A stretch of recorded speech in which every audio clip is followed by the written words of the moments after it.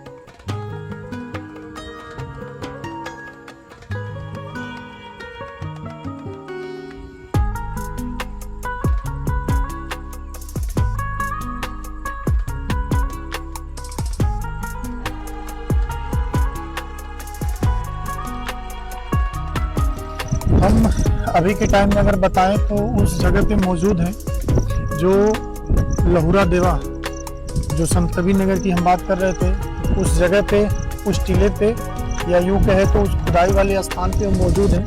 आपको चारों तरफ वो वही जगह दिखेगा जिस जगह की हम बात कर रहे थे, लहुरा देवा संत कबीर नगर जिले का एक स्थान। हालांकि बात करें तो संत कबीर नगर जिले में बहुत सारे ऐसे स्थान हैं जहाँ पे खुदाई के बाद बहुत सारी चीज़ें मिली हैं, लेकिन अगर इस टीले की बात की जाए यानी कि लहुरा देवा की बात की जाए तो यहाँ पे चावल के साक्ष्य मिले हैं। लहुरा देवा के टीले की खुदाई में, इस खुदाई को 2001 से 2006 के बीच यहाँ पे खुदाई करवाई गई थी। 8000 वर्ष पहले कि यहाँ पे जो साक्ष्य हैं वो धान की भूसी और चावल के भी दाने के साक्ष्य प्राप्त किए गए हैं। हालांकि इस क्षेत्र को अभी के लिए अगर माना जाए तो ये संरक्षण के दायरे में आता है, यानी कि राज्य पुरातत्व सर्वे विभाग जो है वो इसकी निगरानी करता है, वो उसके अंतर्गत आता है। क्षेत्रीय पुरातत्व विभाग गोरखपुर इकाई के अंतर्गत यह टीला आता है। ये टीले का एरिया काफ़ी लंबा चौड़ा है। अब भी देखिए, इससे पहले भी अगर बात की जाए तो लहुरा देवा में 3000 वर्ष पुराना साक्ष्य मिलना इस बात का गवाह है कि इस टीले पे या इस टीले के अंतर्गत काफ़ी चीज़ें ऐसी भी हैं जो इस टीले के अंदर अभी भी मौजूद हैं, लेकिन मात्र 1 साल तक ही इसकी खुदाई करवाई गई। और इतने सारे अवशेष मिलने के बाद इस क्षेत्र को संरक्षण के दायरे में रख दिया गया है। हालांकि दायरा बहुत बड़ा नहीं है, लेकिन फिर भी आप देख सकते हैं जो दायरा है उस दायरे के अंतर्गत ये क्षेत्र आते हैं और यहाँ पे काफ़ी कुछ प्राप्त किए गए हैं।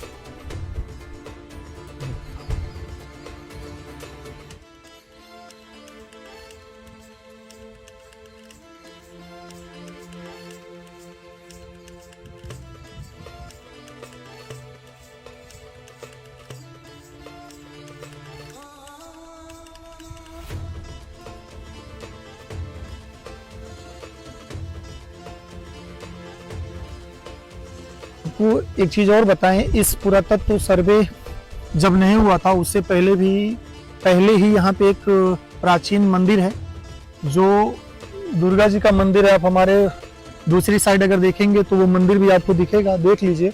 और हमारे साथ यहाँ पे जो इस पूरे सर्वेक्षण जहाँ पे जिस जगह पे हुआ है उस जगह को देखने वाले सरकारी तौर पे एक कर्मचारी भी यहाँ पे रखे गए हैं जो इसकी निगरानी करते हैं, और उनसे हम समझने की कोशिश करते हैं कि क्या क्या चीज़ें मिली हैं और किन किन चीज़ों के बारे में उनको जानकारी है, क्योंकि उम्र और तजुर्बे के हिसाब से काफ़ी वो पुराने हैं, तो वो हमें बताएंगे कि इस जगह पे और भी क्या चीज़ें मिले हैं। तो आइए चलिए हम उन्हीं से बात करते हैं।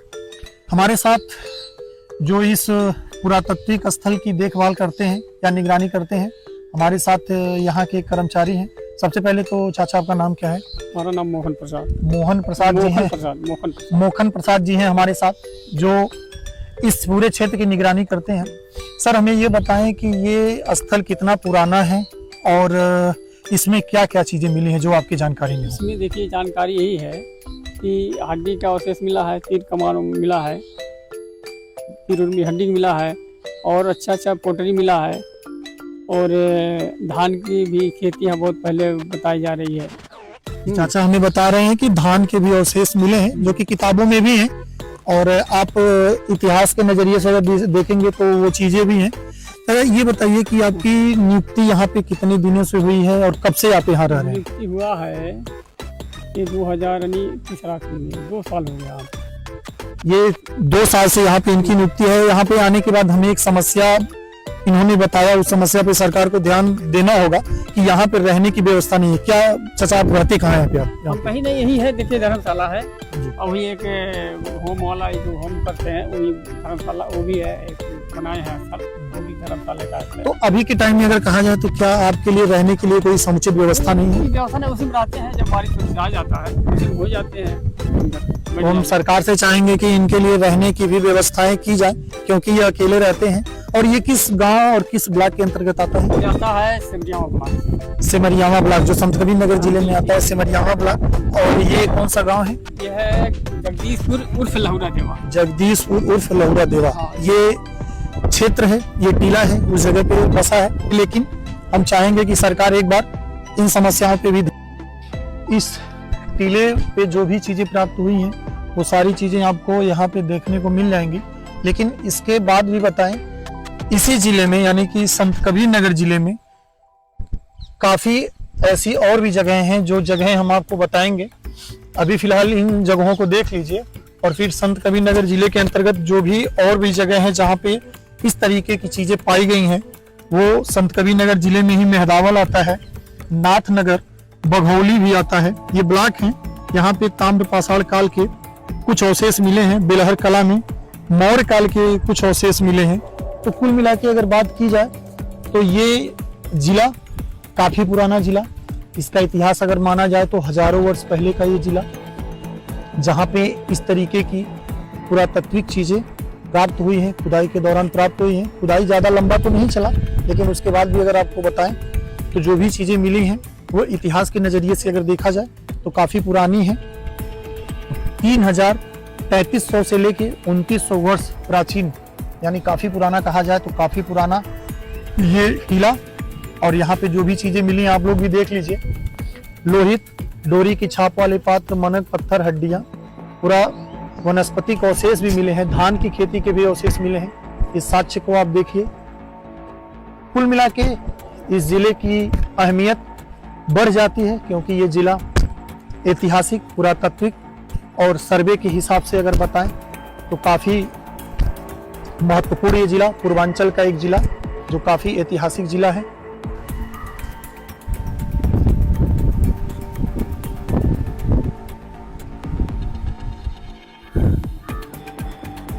ये मंदिर के बगल का एक स्थान है जिस स्थान पे पूजा पाठ किया जाता है। ये पुरातात्विक स्थल के सटे हुए भाग में है। आप लोग आएंगे कभी देखेंगे तो इस स्थान को देखेंगे। तो मंदिर के साथ साथ ये स्थान भी है, आप लोग देख लीजिए।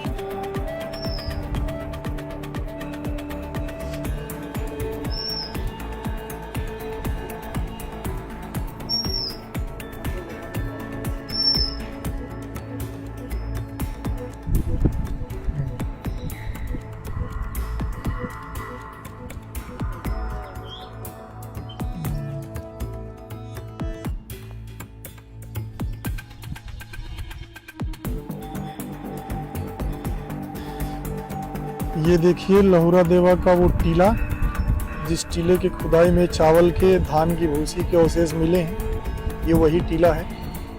आप बाहर से देखिए इसके नज़रिए के, वाकई ये टीला ही दिख रहा है। संत कबीर नगर जिले के अंतर्गत आने वाला ये सिमरियावा ब्लॉक का लहुरा देवा गांव। आपको एक और जानकारी दें, उस जो टीला है उस टीले के बगल में ही एक तालाब है। उस तालाब को देखिए, कितना सुंदर दृश्य उस तालाब का। काफी अच्छा तालाब, प्रकृति के नजरिए से अगर आप देखेंगे तो काफी अच्छा ये तालाब है संत कबीर नगर जिले का।